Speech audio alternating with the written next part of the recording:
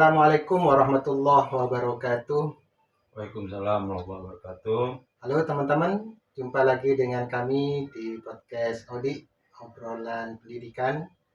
Bersama saya Muhammad Nurul Hajar dan biasa dengan Pak Firdaus, lengkapnya Muhammad Firdaus.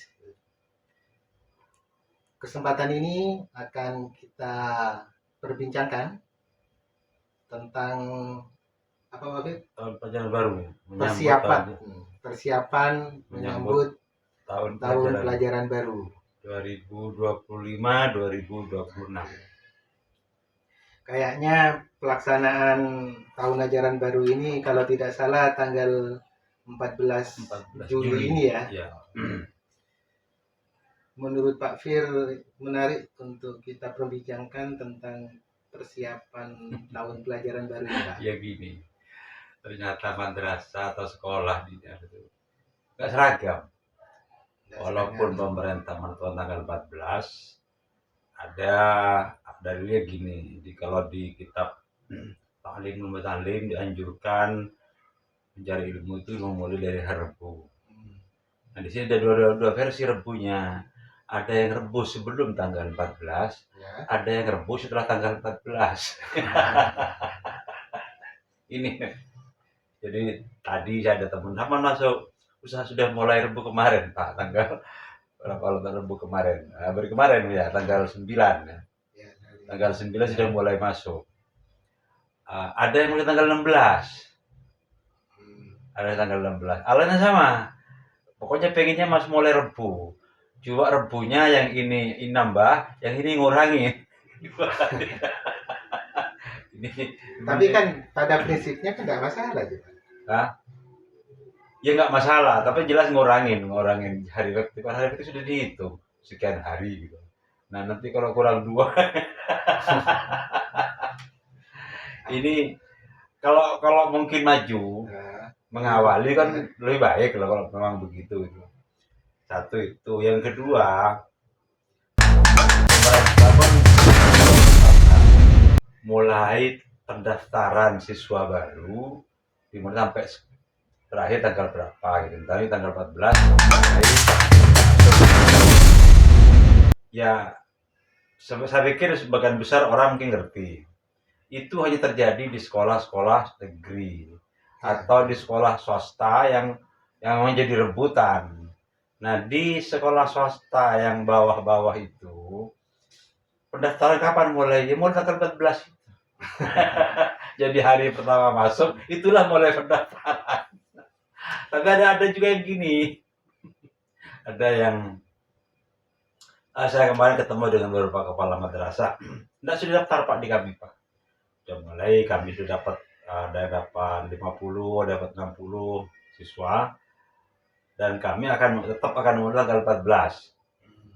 Tetapi seandainya 14 sudah datang lagi, tetap diterima. Kenapa? Karena di madrasah swasta atau di sekolah swasta itu ya satu tidak melaksanakan seleksi. Hanya pendaftaran murid baru tapi nggak pakai seleksi. Kalaupun ada tes itu tesnya hanya pemetaan aja, mapping aja gitu. Atau mungkin sudah nggak sama sekali. Ya masuk hari pertama ya itu sudah daftar, ya sudah mulai gitu. Ini kita lihat sebenarnya gejala termasuk kearifan lokal. Tradisi pesantren bahwa kalau mulai belajar itu hari Rabu atau jadi Ta'lim Mutalim. Iya. Ini kan tradisi bagus. Jadi saya pikir tidak perlu dipersoalkan. Mungkin yang kata sampean itu kurang 2 itu nanti ditambahi waktunya. Saya itu kapan hari kan pernah ngecek kalender akademik, bahkan ini lebih awal masuknya. Tapi nanti belajarnya itu lebih akhir. Lebih akhir maju lah. Semuanya maju jadinya, waktunya maju. Ada 137-an hari. Itu semester 2, yang semester pertama ini itu 145 nggak salah. itu bahkan mulainya itu tanggal 2 Tanggal 2 Juli ya. Juli. Maju banget ya. Maju banget sebenarnya. Bahkan kita temui juga teman-teman di madrasah itu, mungkin juga di sekolah, itu bahkan tidak ada liburan di semester ini. Langsung ya? Iya langsung ya. Liburnya itu Ramadan. Disatukan ya. Ramadan. Jadi proses kegiatan pesantren, kegiatan sekolah dia begitu. Jadi ini bahkan tahun ajarannya itu lebih awal. Cuman hebatnya mereka itu secara administratif tetap mengikuti acuan dari pemerintah. Kan yang ya bukan kita soalkan ya, ini bilang anggaplah serba-serbinya pelajaran baru. Karena memang ada yang bilang begini, kita ini Pak yang dari kecil-kecil ya, yang kecil yang bawa-bawa itu nungguan loh Pak, nunggu lepasan dari sekolah-sekolah yang disaring-saring itu siapa tahu masuk ke kami gitu. Sehingga kan ada yang belum dapat sama sekali kemarin, ada yang sudah dapat 40 katanya, ada yang sudah dapat 50. Terus yang dapat 40 biasanya berapa Pak? Biasanya kami sampai dapat hampir 60. Sekarang sudah 40 Pak. Jadi tinggal nanti mungkin dari sekarang nunggu. Ini sekolahnya besar kalau masukannya sudah 40-an itu. Oh lumayan, sudah lumayan. Ini pesantren ini. Ya ternyata siswa sanawiyah di bawahnya itu 60. Udah masuk semua enggak Pak, memang enggak masuk semua. Ada yang keluar mungkin ke pondok, ada yang ke MAN, ada yang kemana gitu. Ada yang begitu. Ya, oleh pesantren atau oleh madrasah memang dibebaskan. Yang mau langsung ke nggak apa-apa silahkan. Ada yang begitu. Ada kasus itu ya, tradisi di masyarakat kita memberangkatkan anaknya. Satu hari Rabu, dua ada perhitungan yang lain. Makanya kadang lembaga itu bagaimanapun waktunya, pokoknya sebelum masuk penetapan itu mesti nerima Pak. Layarnya begini, ternyata mencari ilmu ke barat itu yang di film-film silat itu ini sudah dipraktekkan oleh orang tua kita, termasuk orang tua saya dulu. Sehingga kata bapak saya dulu, mencari ilmu itu harus ke barat. Jadi kalau mondok jangan pondok berangkat ke timur rumah. Kalaupun terpaksa, adik saya terpaksa ke timur, itu gini berangkat dulu malam-malam melampaui timurnya Yang nginap di timurnya pesantren. Ya nanti begitu besok pagi berangkat ke barat tetap itu. Ini serba-serbinya. Nah kalau saya sendiri memang kan ke barat, langsung ke barat. Enggak pakai rekayasa. Juga ada yang rekayasa gitu. Jadi malam sebelumnya berangkat dulu ke timur, tapi ambil posisi lebih timur dari pesantrennya, lalu menginap di situ, besok paginya berangkat. Berangkatnya tetap ke barat. Ini menguntungkan lembaga pendidikan atau pondok pesantren yang ada di barat ini. Semuanya di barat nanti kan. Dari timur.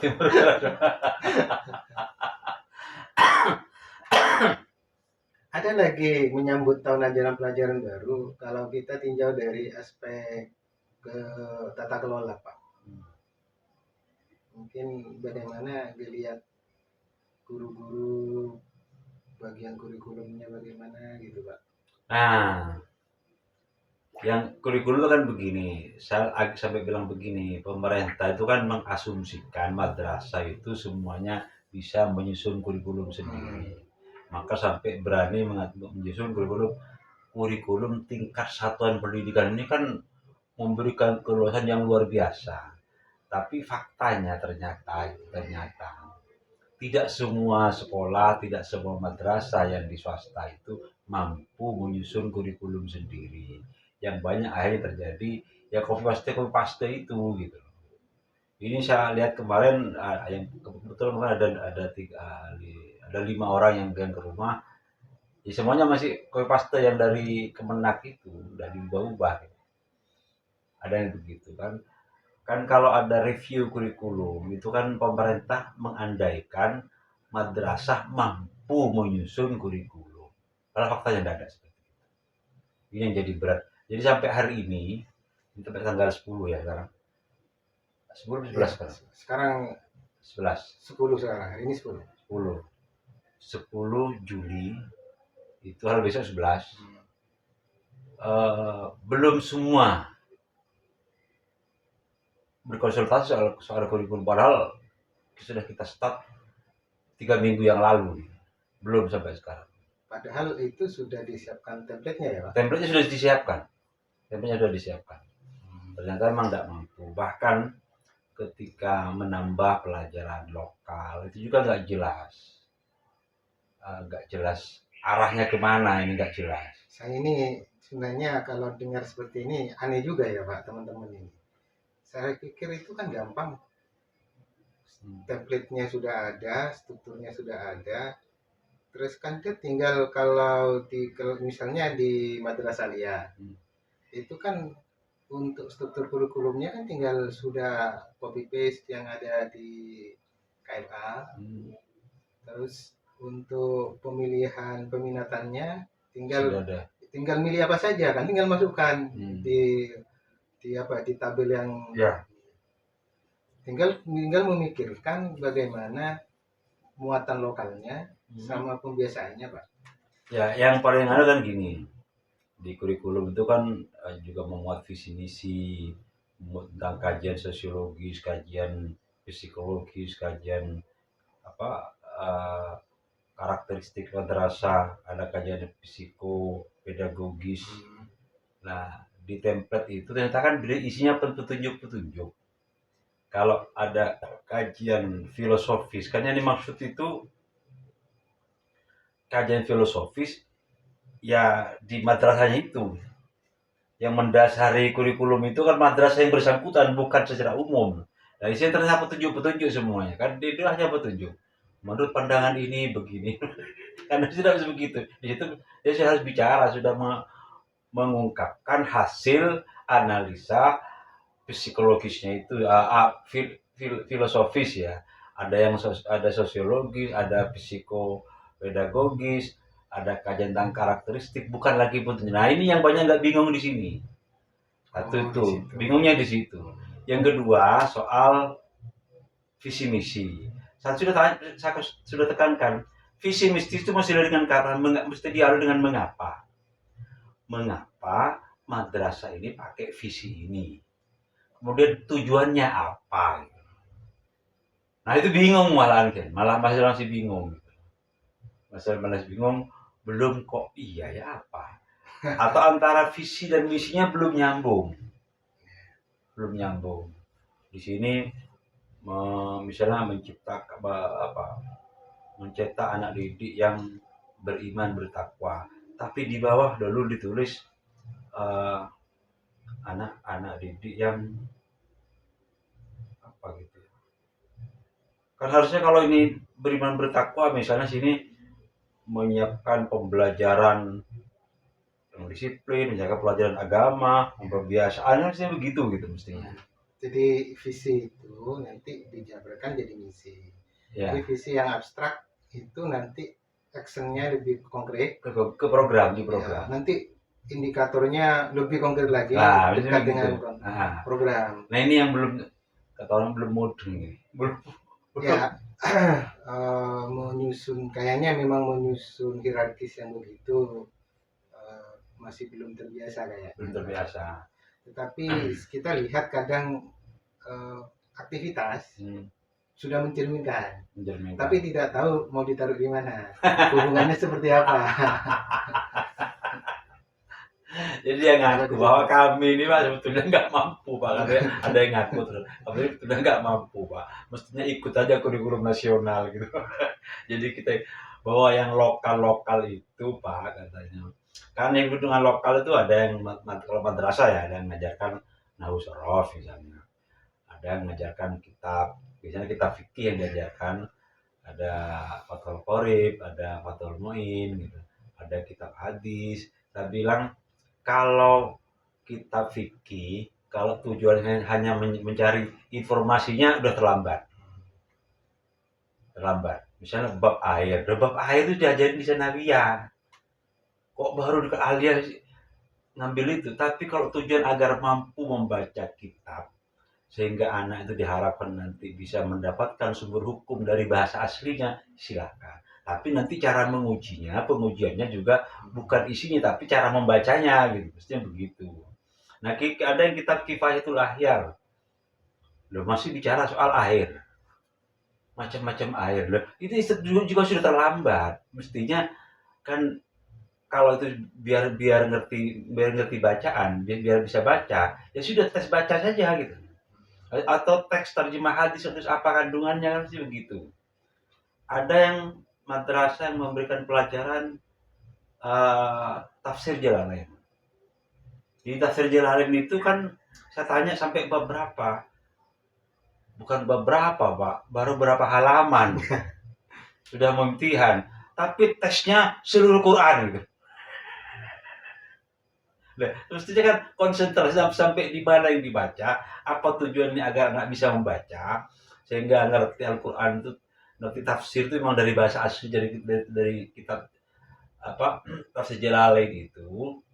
Kan yang ditanya malah ada berapa ayat kandungan ayat Quran, ada berapa surat Al-Quran, ada berapa jumlah ayatnya. Ini kan jadi sequran. Ya, kayaknya hubungan antara materi formal sekolah yang sudah ditetapkan oleh pemerintah struktur nasional dengan bulog ini kadang overlap Ya. Kalau dari sisi informasi itu bisa overlap, tapi kalau tujuannya agar anak bisa membaca, baca kita supaya dapat dari bahasa aslinya misalnya, ya bagus-bagus saja. Cuma ini yang kadang salah, lupa. Kalau ujian lalu ditanya informasi yang ditanya, ya ini terlambat, bisa overlap. Karena kita ini karena kadang melanggar ketentuan apa yang dimaksud dengan bulog.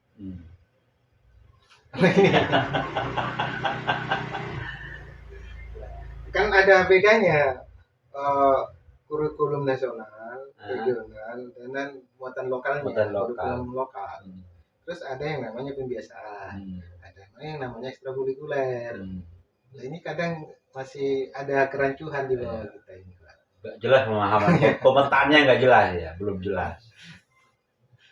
Ya, memang ini mungkin proses gitu, proses apa ya. Ya semoga teman-teman di pendidik ini, guru bisa menyadari itu. Sehingga mengapa kadang kita itu melihat ini banyak muatan agama, tapi kok milihnya masih PS. Kita kadang melihat seperti itu kan dalam rancangan kurikulumnya. Ada potensinya ini adalah potensi agama ya. Agama peminatannya. Peminatan agama semua. Itu kan lebih bagus sebenarnya. Kenapa ngambilnya BS? Iya. Tahu apa kadang alasan teman-teman? Ya, apa alasannya? Gak ada temennya, Pak. Gak ada temennya. Nah ini kan yang kita sebut bahwa mendirikan lembaga pendidikan itu tidak sekedar bermodal mau. Jadi bermodalkan pengetahuan, iya, bermodalkan modal uang, iya. Kalau tidak punya modal uang, berarti tidak punya modal dukungan, gitu. Tidak punya dukungan yang kuat dari masyarakat. Kalau hanya mau, ya orang kan ada dalilnya begini. Kenapa kok dihambat? Kami juga ingin berbakti kepada dunia pendidikan. Iya, berbakti silahkan. Tapi pendidikan itu membutuhkan ilmu, membutuhkan modal. Kalau dua-duanya tidak punya, hanya butuh semangat, yang mending mendukung aja lah. Jangan ikut mendirikan lembaga pendidikan gitu. Ada lagi Pak ini yang kadang ya mungkin sepele ya. Karena ada anggapan ada kurikulum atau tidak, ada dokumen kurikulum atau tidak. Pendidikan ini jalan. Ada anggapan seperti itu. Hal yang lain bahwa kurikulum ini kadang reviewnya seperti apa ya? Hanya retorika. Jadi faktanya itu bagaimana prosesnya, mana yang direview, dan kenapa direview? Terus catatan buktinya apa, siapa yang ikut, siapa yang hadir, terus hasilnya seperti apa. Harusnya ada hasil kajiannya dulu. Ya. Hasil kajiannya seperti ini, sehingga ini yang hasil kajiannya yang menjadi alasan untuk mereview kurikulum kan begitu. Kalau mungkin perlu ditambah, dikurangi berdasarkan hasil analisa. Ini hasil rendah tapi direview tiap hari gitu, tiap tahun direview. Katanya direview. Ya judulnya kan gaya. review kurikulum gitu kan kayak beneran gitu. Ya termasuk nanti katanya ada validator. Nah, ya validasinya kan validatornya pengawas. Nah, ini sampai sudah kurang sehari begini.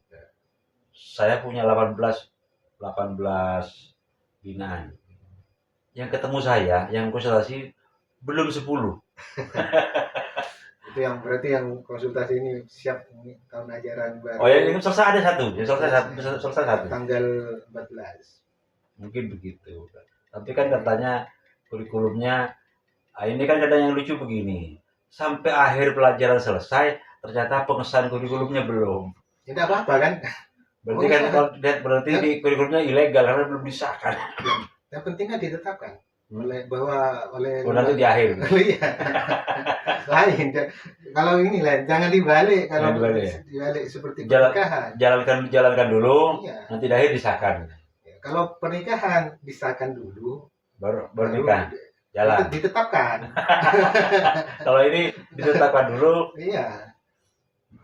Kalau tidak begitu, malah tidak jalan malah. Berarti kan kalau belum ditetapkan kurikulum di satuan pendidikan, itu kan sampai ada penetapan bahwa ini yang mau digunakan. Maka penetapan dulu baru pengesahan.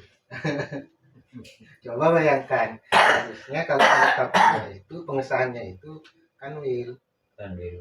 Wajar kalau nanti dekat dengan kenaikan kelas, ya, baru mau akhir tahun pelajaran, pengesahannya baru didapat. Ya, itu kan kadang sudah dikirim sebenarnya.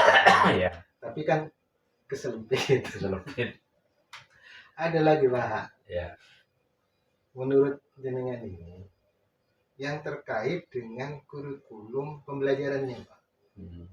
Di awal tahun pelajaran perlu enggak dilakukan? Misalnya perencanaan dulu bagaimana dulu itu kan ada yang namanya protap, promis gitu. Kayaknya sejak kurikulum merdeka sudah hilang. Sudah hilang. Kan saya mengadakan begini, tentunya ini merdeka betul ini guru-guru. Guru itu kan kalau yang namanya sebagian besar lah ya, protap promis yang punya. Soal ngerti soal lain ya. Artinya protap promis punya, terus RPP punya, bahwa ada yang tidak ngerti sekedar punya itu ya punya satu bab, terus ngertinya bab yang lain, bagian lain. Itu kan bisa begitu. Kalau punya misalnya apalagi guru PNS atau ASN atau guru sertifikasi, oh ini pasti punya ini. Ya soal ngerti bab lain. Tapi kalau ditanya mana RPP-nya, mesti bisa menunjukkan. Kan gitu. Jadi kan pendidikan di lembaga pendidikan itu kadang-kadang berjalan dia tanpa rencana, ya sudah rencana sudah di kepalanya, sudah jalannya kayak tahun kemarin. Jadi kita jadinya kayak gaya-gayaan, harus begini, kayak gaya padahal kayak otomatis saja gitu tahun ini mulai aja. Dan yang namanya RPP itu tidak pernah dipegang, hanya dibuat. Kan saya tekankan kemarin seperti kita menyampaikan materi di situ itu harusnya guru itu jangan bawa buku pegangan guru ke kelas. Guru hanya bawa RPP aja untuk tahu tujuannya, juga tahu tujuan. Materi sudah di kepalanya kan begitu. Harusnya begitu yang benar itu. Artinya kenapa? Karena gurunya harus profesional. Ya guru profesional itu menguasai materi yang dia punya. Kan gitu. Saya bilang begitu. Guru profesional berarti sudah menguasai materi yang mata pelajaran yang dia ampu. Sehingga mungkin kalau masuk kelas nggak usah bawa apa-apa gitu. Bawa aja atau paling banter bawa RPP-nya, mungkin takut lupa aja, oh ini tujuan saya mencari lalu dia ngajar aja gitu. Maka saya bilang kepada kepala madrasahnya, sampean keliling-keliling kalau guru ngajar, guru yang masih baca. Kalau guru ngajar sambil baca bilang gini, sampai bilang nanti bacanya di rumah gitu, baca di kelas gitu. harus tegas begini gitu. Memang tahun pelajaran baru itu ya ini bisa jadi memang tahun menegangkan sebetulnya gitu. Menegangkan karena dapat murid apa enggak gitu. Dapat apa enggak. Ya mudah-mudahan semuanya berjalan, mudah-mudahan semuanya dapat anak didik, peserta didik semua sesuai keinginan, sesuai daya tampung. Ya dari tahun-tahun memang selalu ada yang tahun kemarin ada yang cuma dapat 1. MA itu ada yang dapat 1. Ada yang cuma dapat 3. Ada yang dapat 5 satu kelas. Jadi 3 kelas 15. Lumayan. Daripada isi 10 gitu. Ini tahun 2000, tahun pelajaran 2026. Ya selalu begitu. Ini kalau belum ada pergerakan atau untuk memperbaiki ini, ya nanti akan terulang seperti ini terus gitu. Jadi sudah waktunya selain moratorium izin baru ya harus ada gimana dengan madrasah yang hanya punya 3, hanya punya 5 murid satu kelas gitu loh. Sementara yayasannya juga tidak bisa berikan biaya apa-apa, ya kan harus dipikirkan gitu. Kan pertama kasihan muridnya, ya kasihan gurunya juga gitu loh. Kalau bahkan saya pernah ketemu, ini cerita dari teman pengawas. Ada madrasah yang saya sebut madrasah siluman. Kenapa? Karena saya datang jam berapa saja, tidak pernah ketemu siswa. Laporannya Katanya 40 berapa gitu. Tapi katanya saya datang pagi gak ketemu, nggak pernah dengar suaranya murid gitu. Datang siang nggak pernah, datang jam 9, 10 nggak pernah ketemu ada suara murid, nggak pernah ketemu. Ini kan aneh gitu. Saya juga aneh, saya juga menjadi PKKM kemarin ke sana juga nggak ketemu suara murid, nggak ketemu. Gedungnya besar, luas, tapi kata pengawasnya, saya mau datang jam berapa saja, nggak pernah dengar suara murid. bisa daring, Pak. Hikmahnya COVID. Mungkin begitu. Bagaimana? Masih lanjut kita? Oke, mungkin perbincangan soal memasuki pelajaran baru ini memang ulangan, tiap tahun selalu seperti itu suasananya. Sekarang sudah nggak sibuk-sibuk dengan materi dengan seragam. Kan yang kelas 1 sudah yang MI ya, SDMI sudah diberi oleh Pemda. Katanya saya ketemu kepala sekolah kemarin, untuk yang batik itu beli sendiri. Ada yang dua-duanya diberi, ada batik dengan pramuka. Kalau masih ada 3. Kalau Pemda hanya merah putih, masih ada 3 lagi seragam olahraga, ada seragam pramuka, ada seragam batik itu. Jadi orang tua masih nanggung 3, belum sepatunya, belum tasnya. Semoga ini kebijakan sekolah gratis segera terrealisasi gitu. Sudah terrealisasi. Tinggal siapa yang nanggung. Kalau tahun belajar baru siapa, kan Pemda Sunda khususnya hanya nanggung seragam yang putih merah. Terus yang batik kan belum. Ada seragam batik kan belum. Terus yang pramuka juga belum. Kemudian seragam olahraga belum. Sepatunya juga belum. Terus tasnya belum, buku-bukunya belum. Ini bagi yang punya uang mungkin tidak problem. Tapi bagi orang yang keluarga miskin, terus punya anak 3 mau pindah kelas semua, ya kan lumayan. Ini hari-hari menjelang di mana orang tua